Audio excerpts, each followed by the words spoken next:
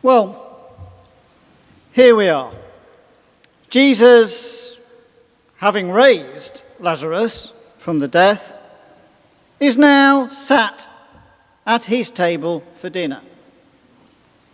Now, one would imagine that as he arrived, he was given all the due reverence of a guest. He would have been welcomed at the door, offered a drink. His feet would have been washed from the dust. And then he would have been given a block of perfume. Now, that perfume was normally placed on the head and fixed there. The idea being that through the evening, that block would melt and there would be a delightful scent, hiding any other unfortunate aromas. He then would be asked to go to the table where I assume he would recline, as they did in those days, may have been seated, and they would have had the food, as probably we did at the breakfast. Now, this is terrific, absolutely wonderful. And then we have Mary appear with a block of perfumed nard and starts to again anoint his feet. Now, in my ignorance, I thought, what is nard? What is it? So I began to research. Now, in my research, unfortunately, I found out that the word nard is a slang term used by the Americans.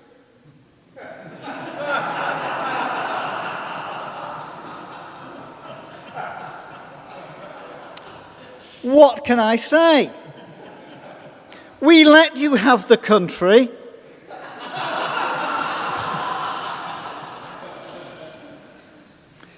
We give you the language and look what you do with it. Now, I'm sticking with the perfumed part of a flower that came possibly from Asia or India. This would not have been cheap. In the gospel, we are given some monetary value to this nard. But it doesn't go anywhere near what the cost of this would have been. It would have been enormous. In fact, it's difficult to put these words to it. You're not talking a week's wages. You're not talking months' wages. You're not even possibly talking years of wages. This thing was not cheap. And there we have Mary about to anoint Jesus' feet.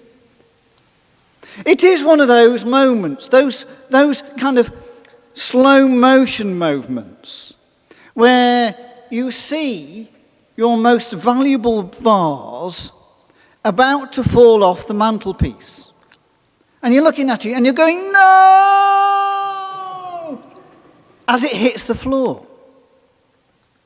And most gentlemen would be there with the super glue, trying to put it back together before the wife gets home to realise you've been practicing your golf swing. I've been there. Now, and the vase wasn't worth it. Now, it is. You can't begin to imagine. So, to some degree, you're not surprised about Judas' response. It's as if I bought Jacqueline some expensive perfume. It doesn't begin to match, really, cost-wise. But say I'd got Chanel No. 5. And Maundy Thursday, do we do the Maundy Thursday feet washing, Father? Yes. We do? We do. For a minute there, I thought he dropped off. Now,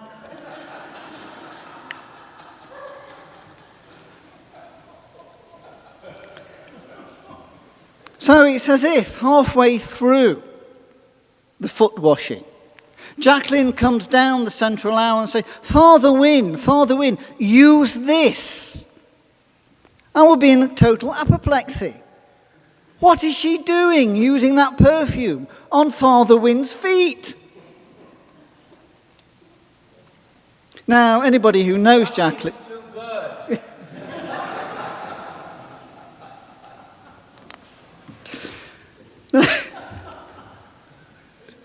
He's fighting back from the cheap seats. Now,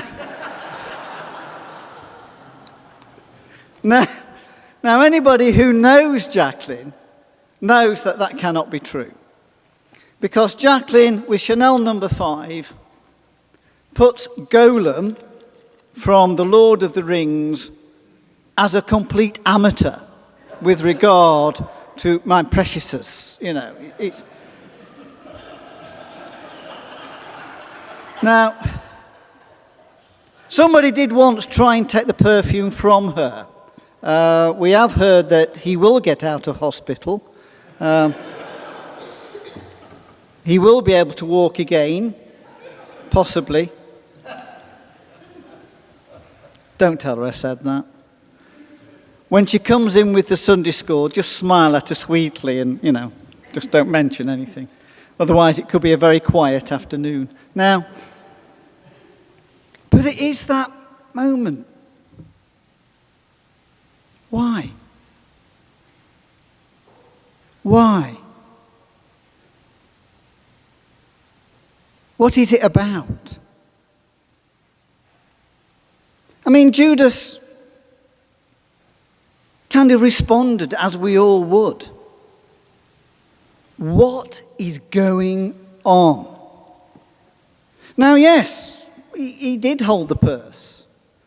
And I think there's a little bit of John is preparing us with the character. You know how you begin to read a book? And as you're reading the book, there's a certain character who you know is going to be the baddie. And I think we're being built up with that. We're being told Judas was a thief. He was going to betray Jesus. But he reacted as we all would.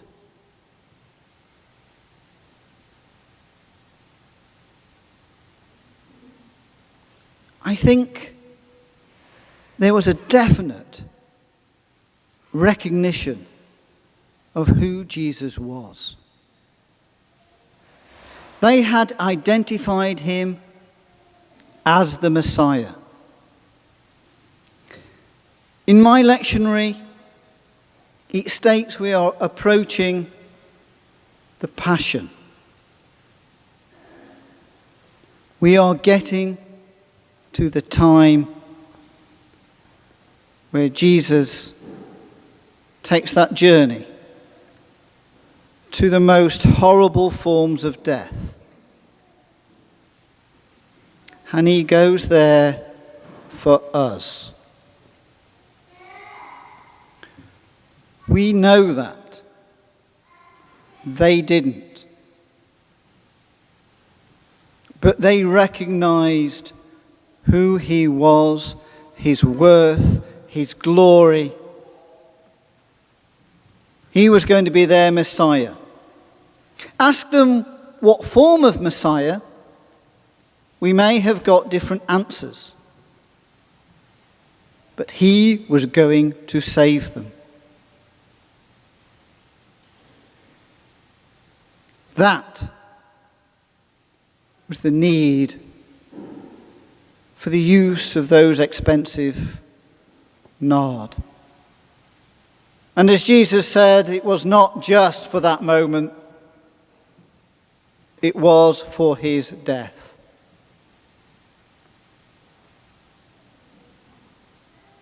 the death he went for us.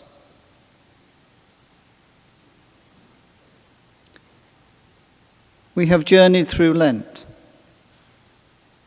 We have given things up. We have taken things up. But now we move into that part of Lent where we really need to dig deep. Deep into our souls, into our hearts, acknowledging the sacrifice that was made. Jesus identified that Judas' response was wrong. Yet it was the response we would all make. Jesus has got a true value on us all. What we have to do during this period is sit in prayer, asking for him to talk to us. What our value be, what our journey will be in his name. Like Judas, we can put our own values, but we have to listen to Jesus as we move into this part of our passion, this period of Lent.